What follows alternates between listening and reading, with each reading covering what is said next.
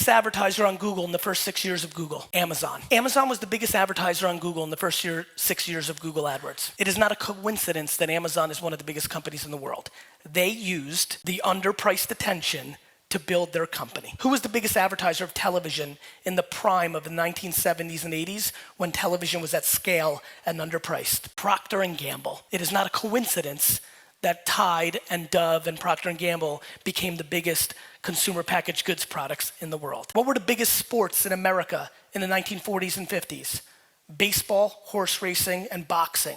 Who also spent the most time distributing content on radio. What was the biggest sports in the last 20 years in America? The NFL, the biggest spender, the biggest executor of content in the medium. The sport matched the content. There's two young men right there doing tricks with soccer balls on Instagram and YouTube. It's because that content and that formula works on that platform, and they didn't have to get signed by somebody to be able to make that content. They just went direct to the consumer.